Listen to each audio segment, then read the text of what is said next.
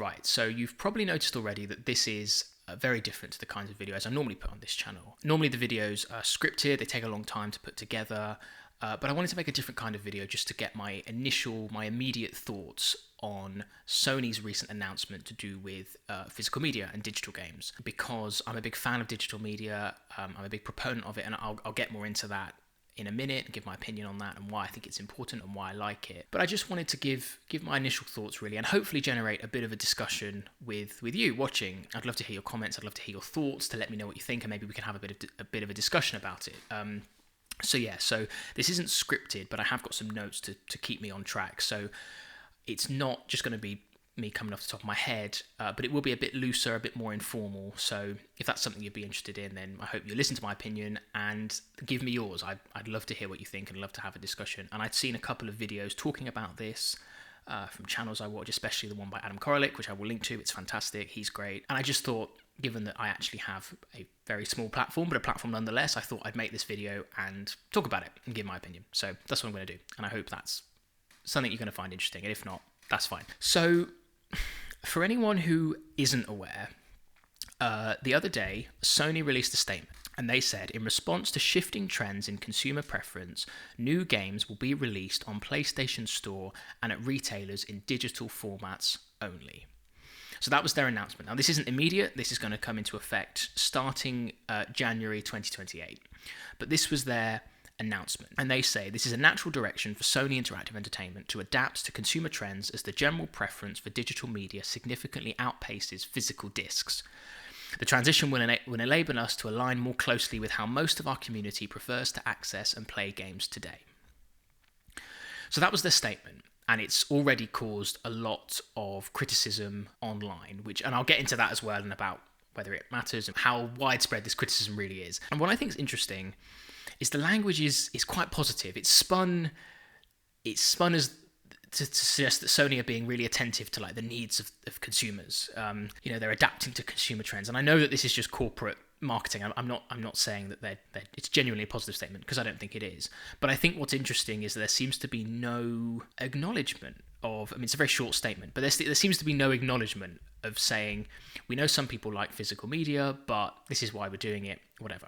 And I think what's interesting is that, to me, and maybe to any of you watching, it feels just like another event in an ever worsening situation for the video game industry. I mean, I remember it was a little while ago now, but when the Switch 2 launched, and there was quite a big there was a lot of criticism about the price of games, Mario Kart World and stuff. And then I know recently with the Steam machine, that's been a big problem because the price has been very high. Game costs in general are quite high. I've seen a lot more conversation about the negative state of the video game industry, and this one I think feels like another in a long line, like the dominoes keep falling, although this one seems particularly big. So why is it important? I think this all comes down to choice.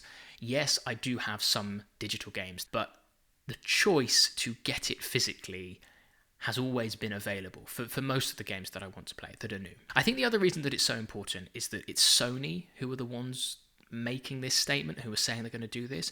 They're obviously one of the three big game companies, but I think of the three, they are the real sort of market leaders. I mean, of the three, you've got Microsoft, you've got Sony, you've got Nintendo. Nintendo kind of do their own thing.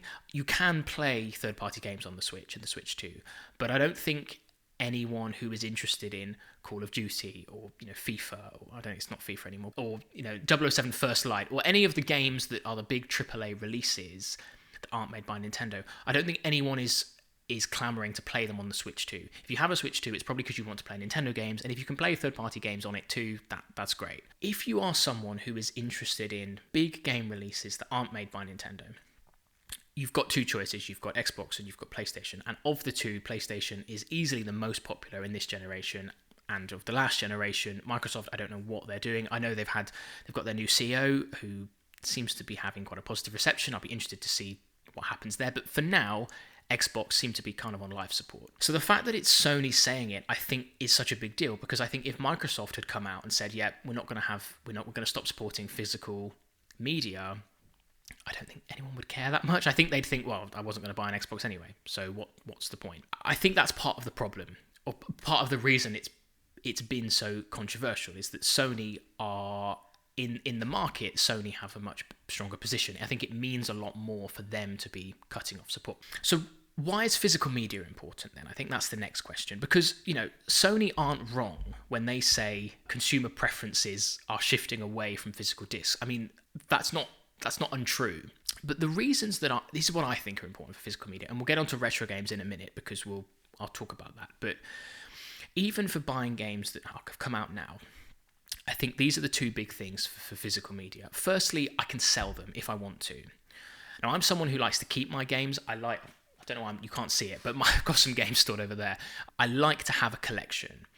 But if I did ever want to sell a game for whatever reason, I can do that. I bought it, it's my property, I can sell it if I want. And I think that's really important. It's nice to have that. And I have seen some videos recently that are talking about like downsizing their game collection, curating their collection. And while that's something I'm not really interested in at the moment, I think it's interesting. And they talk about the benefits of curating a collection, making a collection smaller, but keeping the titles you really want and really love, and, the benefits to that. And I think it's such a shame if you have a digital collection, well, you can't sell them. I know that you can delete them from your hard drive, but if you spent £50, £60, £80 on a game, well, you won't get any of that back. And the other thing, I suppose, is you can sell games to buy new ones. If you're not into collecting, but you need a way to sustain the gaming hobby, it's it can be quite expensive. You lose that option to sell games to buy new ones. That's the first thing. And the second thing that I think is even more important, because you can't sell them, digital only means you can't buy secondhand.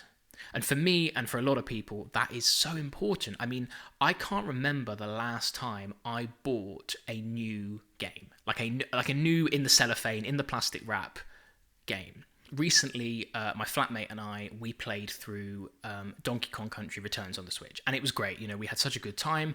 It was really fun, and we were able to do that because we managed to get a secondhand copy. It was cheap. It was still quite expensive. Don't get me wrong, Switch games are, but it was certainly cheaper than buying it new. It was something we were able to do, and it was great. And that's something that we do a lot. If we're going to buy new games, as in recently released, secondhand is kind of the only option because it is so, games can be so expensive. I think the other thing as well is if you were ever going to invest in a new console, which is something that, again, my flatmate and I, we've been talking about, and that would be a big investment because they are a lot of money. But I think part of the thought process is not only do you have to buy the console, but you have to buy the games. And a console that is digital only completely eliminates the second-hand market for buying games, which I think is a big factor, because then not only do you have to spend, £600, £700 on a console, but you have to be spending £70, £80 on new games. Let's not even get into the fact that you won't have them physically, which again we'll talk more about in a minute. I worry as well whether it could be damaging for secondhand game shops. Like I love retro gaming, and I go to secondhand game shops to buy N64 games, original Xbox games, whatever. But those shops also sell Xbox One games, Switch 2 games. I don't know what their margins are. I don't know how much money they make from these new games, but if I had to guess, I would say that because the market is going to be bigger for PS5 games than it is for N64 games, being able to make your money selling games that more people want is going to be a large part of that. I don't know if that's true. I'm not sure how much game shops rely on recent games to keep themselves afloat, but just something that I thought I'd mention. I don't know. I suppose it's important to let you know that I do have a bias when it comes to physical media. I like physical media, not just games. I'm a big music fan and I love vinyl. I've been buying vinyl and, listening to vinyl since I was about 10. Secondhand vinyl, I really enjoy it. I like it. I love music, and it's like it's a way for me to embrace my passion for it, if that doesn't sound too sort of cheesy. And the same with films, DVDs, Blu-rays, the same thing. Now, I suppose just on these two elements, I will acknowledge that they both do have benefits beyond simply owning them. So like vinyl, for example, the sound quality of a vinyl record, that kind of analog warm sound, I really like. I think it sounds better on some albums. I buy old vinyl, So a nice, good pressing of an old album, I think to me sounds a lot warmer, sounds a lot nicer. And even if that's not something that you're into, you obviously get the nice big cover, it gets blown up, you get the lovely artwork, it maybe is a gatefold, you might get a poster with it or some lyrics or a little booklet. It's not much, but I think it's something tangible that you can point to and to say, this is why I like buying physical media. You get all this stuff with it. And if it's an album you really like, it's nice to have those things that came with it that you can enjoy with the album. And the same with DVDs and Blu-rays. I think especially with Blu-rays, there is an argument that at least the benefit of buying Blu-ray is that you are going to be watching films and seeing them looking as good as they will ever look. And if you're someone who cares about film and is passionate about film, that's a selling point, again, aside from the original selling point of you actually own it. And so I definitely get that games don't always have that. I mean, just to give you an example, I've been playing through Banjo-Kazooie on the N64, and I've been really enjoying it. It's really great, although the water controls are a bit awkward and sometimes the camera's not very good. I've been playing it on the N64, but I will admit that the N64 video quality is not the best. And if I were to play it on the Rare Replay collection, it would look better. It's not a remaster. I think it is just a way to play that game as it was at the time, but it just looks a bit crisper, a bit cleaner because it's on a console that has better video quality. The point is you can buy game compilations like the Mega Drive collection, for example, which will look crisper on a modern console playing on a modern telly than you will do on an older console. But even though that is possible, I think there are more sentimental reasons for physical versions of retro games that I really like. For example, the first thing is the collecting. I enjoy the collecting side of it. I like having games. I like holding them in my hand. I like having them on a shelf. Collecting is part of the hobby. I buy them to play them, don't get me wrong. I'm not someone who just buys games just to put them on a shelf and leave them there. I do play them because I enjoy that too, but they go together quite well. I think the other thing is the history of it, the preservation of it. I'm someone who is very into history. I love history. I studied it at uni, and there's something just quite nice about holding a game in your hand and thinking, wow, someone might have got this for Christmas 30 years ago. Someone might have played this 30 years ago. I mean, with my copy of Banjo-Kazooie, there were save files that someone had made. I mean, I deleted them, fuck that. But they were there, and someone else had this game and enjoyed it. And I think that's really nice. I think that's really special. And I think as well, there's something that I like about playing a game the way it was intended to be played. And I think that's true of something like an album as well. If you listen to an album on vinyl, especially an older album, you are listening to it the way it was intended, especially if you have, like I say, a mono pressing of a Beatles album. Listening to the mono pressing on vinyl, that is how the Beatles intended you to hear it. And I think it's the same with games.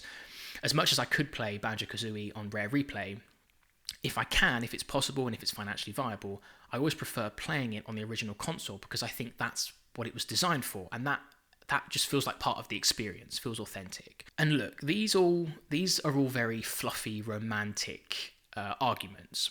And you might not even care about any of those. You might not care at all about how it feels or, having a physical box or a manual or whatever, and that's fine. I think the main point, outside of all these romantic reasons, I like having an old box, I like having a manual, I like how the games look on my shelf, but at the end of the day, I like owning the things that I paid for. If I own a game physically and I can hold it in my hand, no one can take it away from me, no one can change it, no one can remove it from my library. But it's difficult to say this and not sound a bit like I've got sort of like a tinfoil hat on. I'm not trying to sound like a conspiracy theorist and say, they're going to take your games.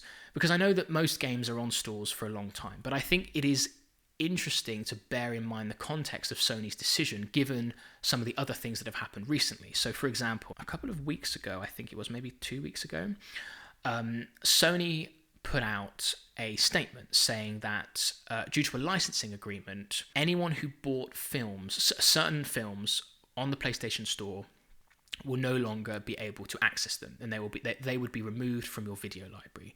So even if you bought them, not rented, if you bought them, because of licensing agreements, you can no longer access them. And I just think that's awful. I think that's so bad, because when you buy something, it doesn't say, would you like to buy this? And then in brackets, but really you're only renting it. You buy it. That's the idea. You buy it to keep. And so the idea that these things can be taken from you, I'm not saying that is going to be likely for every game ever made, but the fact that it's even a possibility should be really scary. Games like, I think it's Concord, I think it was a multiplayer game that came out. Look, I don't know too much about this, but from what I've gathered, it was a game that came out. It didn't do very well, and so it just got delisted from the store.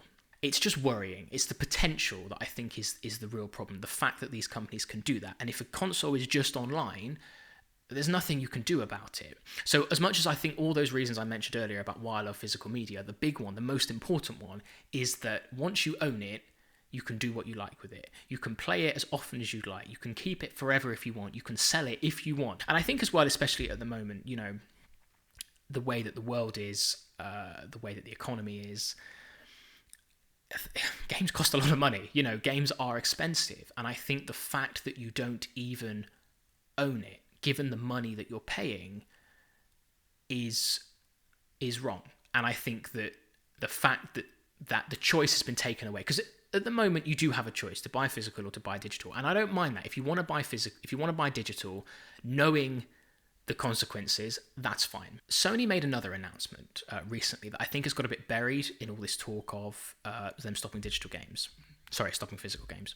And they said that they will be shutting down the PlayStation Store on the PS3, and that's in and of itself is not a problem. You know, the PS3 is very old. It's not unreasonable that you would shut down a console like 20 years after having, you know, first released it. Imagine if the PS3 was a digital only console. That essentially locks out anyone who owns it, who wants to buy more games for it. I don't own a PS3. I have a lot of retro consoles. I don't own a PS3, but I'd like to, because there are lots of games on the PS3 that I would like to play. And if I were to buy a PS3, I can still do that, because I can go and buy secondhand games, even though the console is 20 years old, and I can play them. But with a digital console, you completely eliminate the ability for me to do that.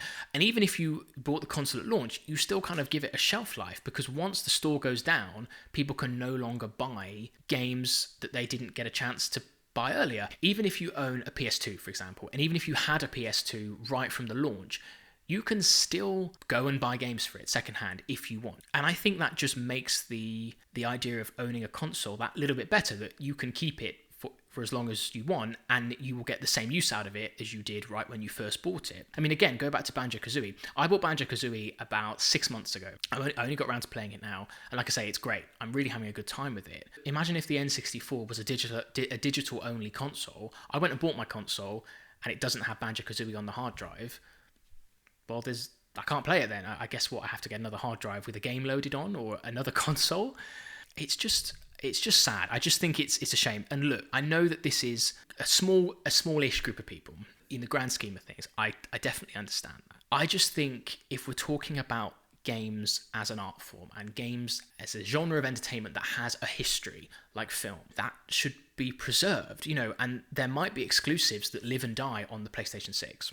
Probably not very many, given how, you know, game companies operate now, but there might be some that live and die on that system. And once the store gets shut down, you might not be able to play them. You know, certainly not the way they were intended to be played if you didn't already buy them. And yeah, you might be able to get a remaster or a remake on a new console, but then you'll have to pay full price probably, or you might have to play a version that's different to the original. Like I said at the start, Sony aren't wrong when they say that digital games are more popular, that consumers prefer digital games. Like I say, I still prefer to buy physical games where I can, and not just with retro games. But I definitely acknowledge that that's not everyone. Apparently I'm going to find this article.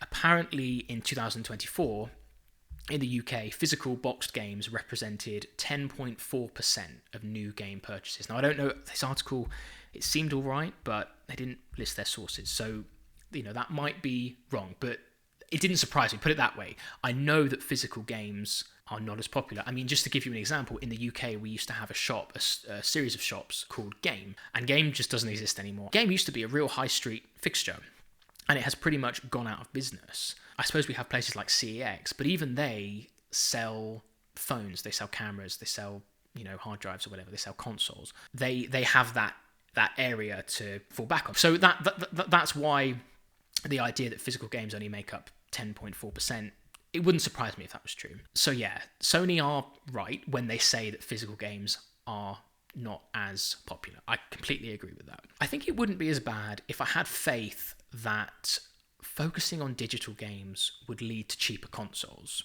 Don't get me wrong, I would still rather the choice. I still think, for all the reasons I've mentioned, I have my own preference for physical media, and I've explained why. But if it was a cost initiative to try and reduce prices, I think I'd understand it a bit more. So at the moment, if you wanted to buy a new Xbox Series X, you could buy two versions. There's a version with a disc drive, which I think is £499, or there's a version without a disc drive, which is $449.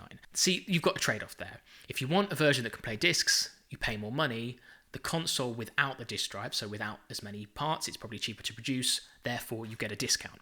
That's the deal. I would rather a console that can play discs, but if you're not that bothered, it's at least appreciated that you have the option to get a cheaper console. I guess I'm not very confident that Sony would say, right, well, the PS6, say, will now be cheaper because we don't have to put a disc drive in. I think, and this might be really cynical, but I wouldn't be surprised if all this means is the cheaper version without the disc drive will just be made the normal price. That it's not like the PS6 would have been £600 with a disc drive, but now we're stripping out discs, we're going to make sure it's £500. I don't think that'll be the case. I think the other thing that's crazy is that digital games are sometimes more expensive, because it used to be that digital games, or from what I remember, digital games used to be cheaper. That was the trade-off. You could buy a physical game, but it was more expensive because they had to make the cartridge and make the box, or you could get just the game download, and so it was cheaper, which made sense to me. I think I bought Stardew Valley, that was about I remember it being about $12.99, whereas the cartridge version was about £25. This was like during COVID, this was years ago. And that made sense as a trade-off. But just looking recently at digital games, I was looking at Donkey Kong Bonanza. If you get the digital version from Nintendo, if you buy the digital version on the Nintendo store, it's $58.99. That's how much the digital version is. And the physical version, I think, is 70-something pounds. You can buy that game from Amazon, physical, for $44.99. And you can buy it from John Lewis for the same price. In my head, why would you buy digital? If it's not cheaper, you don't own it. The only reason I can think of that you'd buy digital, well, I guess other than shelf space, is that you get it slightly quicker. But to me, that seems like such a bad deal, given all the downsides of purely digital media. And it just makes me think that the reason companies want to, or Sony wants to stop people buying physical games, is because then if you can only buy it from the PlayStation Store, they can control the price. They have no option. So at the moment, if I wanted to buy Donkey Kong Bonanza, not only could I buy the physical edition and actually own it, but it's cheaper.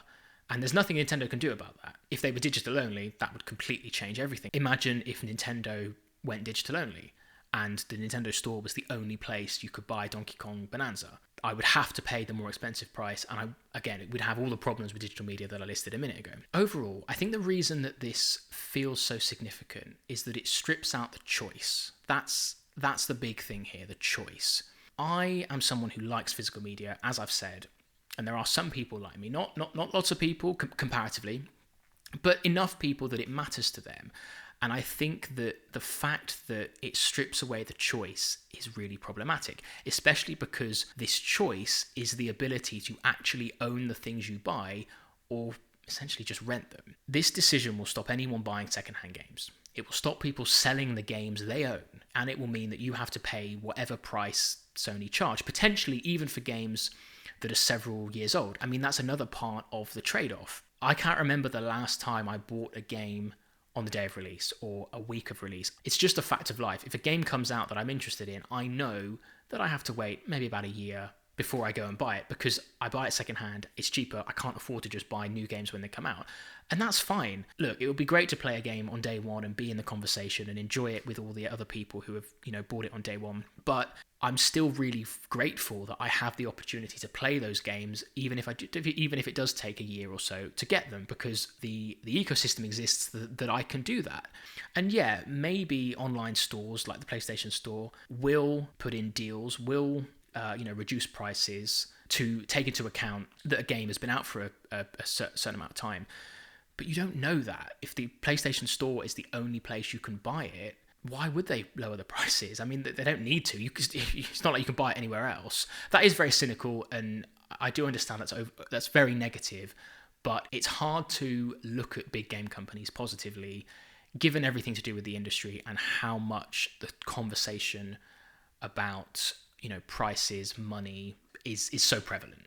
Some people watching this might think that this is just a storm in a teacup, that I'm just being dramatic. And I hope it hasn't come across like that. I just genuinely, the main focus of this is I wanted to talk about it. I find it interesting. As much as I personally find it disappointing, I also think it's interesting and I want to talk about it. I'm not trying to throw my toys out the pram. But I do think that, like I say, with the state of the world at the moment, the economy, the way everything's going, it's a bit of a slap in the face for consumers, people who enjoy games, to pay extortionate amounts of money for a console, to pay increasingly expensive prices for the games to play on that console, and then not even own the games properly by the end of it. I just think, outside of all the other reasons that I talked about physical media and why I like it, that sort of fundamental fact is disappointing. So what will happen next? Will anything change this? Probably not. I haven't got the numbers for the GTA 6 pre-orders. I tried to find them, but it seems like Rockstar aren't putting them out. Because that's the other thing as well, as I'm sure everyone here is aware. But if not, a couple of days before this announcement, Rockstar announced that GTA 6 would not have a physical edition. And once everyone heard that, there was a big outcry from what I saw. There were people complaining and there were people saying, I'm not going to pre-order GTA 6. I'm sure it will still break records. I'm sure it will still sell millions of copies, and I'm sure that the vast majority of people will still buy it. Like I say, I couldn't find the numbers for the pre-orders, but I'm sure they're huge. And I think that will signal to Sony that in their eyes they made the right decision, that however much people like me and others will go and complain or talk about why they think it's the wrong decision, the vast majority of people, it's not that they don't care, but I think it's they don't mind as much. They might think to themselves, I prefer physical media, or I can see the benefits of physical media, but when push comes to shove, it's not enough for them not to go and play the game they want to play. And I completely understand that. A lot of this conversation and a lot of this stuff that's going on about physical media reminds me a lot of when the Xbox One launched in 2013. And I don't know if anyone remembers that, but if not, basically what happened was Xbox announced the Xbox One, and they had put policies in place so that you couldn't share games, that you couldn't, it didn't support used games, was one of the big problems, alongside other problems.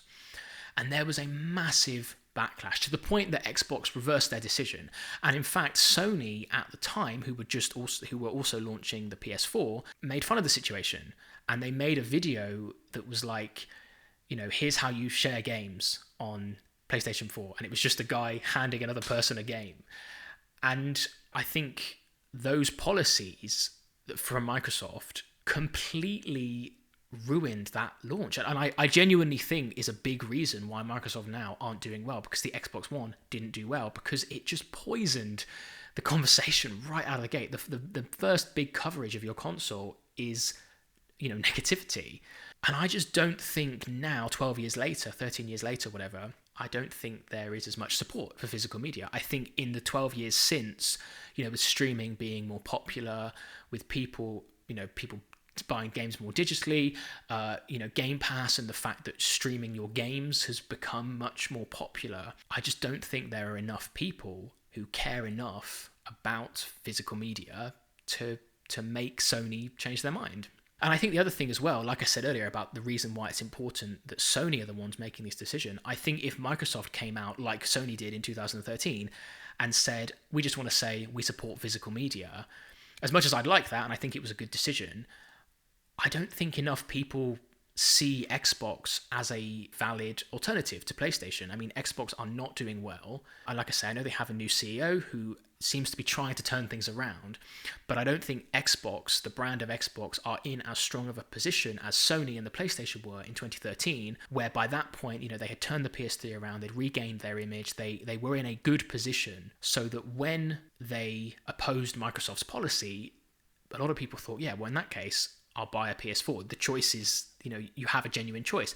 I don't think Microsoft are in a position to do that at the moment. And obviously, like I say with Nintendo earlier, they're in the corner doing their own thing. If you want to play GTA 6, if you want to play, the new Elder Scrolls when it comes out, if you want to play the new Call of Duty when it comes out, the Nintendo Switch 2 is not the place to play those.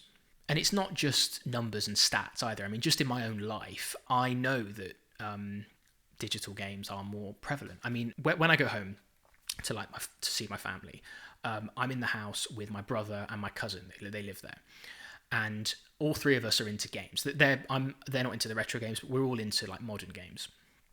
So my brother does have a couple of physical games, but only because he's been bought them as presents, like for Christmas. He doesn't care about physical, digital. He just buys whatever's cheaper and that's it, or he streams them. My cousin doesn't even have a disc drive. He's got an Xbox with no disc drive. They don't care. And I'm not saying that in like a you should care. It's just not something that appeals to them, and that's fine. I understand that it is a small minority of people who really care about this issue. I understand why that is.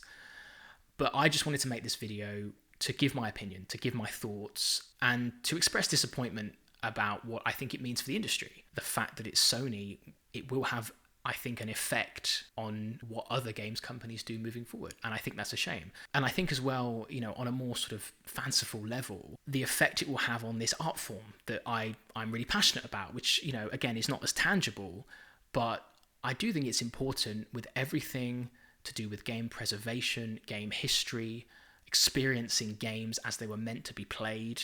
I just think it goes against all of that. And I think that's why a lot of people are angry or disappointed or whatever. I think that's valid, even if it is just a very small group of people. So yeah, anyway, that's my thoughts, that's my opinion, and I'd love to hear from you. I'd love to hear what you think about this, what you think it will mean for the industry, whether it's something that would persuade you to not support Sony in the future, and just your thoughts, really. I love reading your comments anyway. I love having discussions, so I'd love to hear what you think about it. And finally, if you've made it to the end of this video, then I just want to say thank you. I really appreciate it. I mean, I appreciate it anyway. Whenever anyone watches my videos, it really means a lot to me. But, you know, in this instance, this kind of video, it's a bit more off the cuff, it's a bit more free-flowing. So I hope you enjoyed hearing my thoughts, and I'd love to hear yours. So please let me know what you think. The next video coming out will be the Arkham one. I'm working on that at the moment. I can't see myself making too many more of these kinds of videos. I guess if Microsoft buys Nintendo tomorrow, then I probably will make a video on it, maybe. But this kind of video I'm not going to do very often, but I just felt like I wanted to give my thoughts because it's something that I care about, and maybe I just wanted to be part of the conversation in my own small way because I think it's a big deal for gaming, and I think it's important to join in. But yeah, that's it from me. Thanks for watching. I'll see you next time.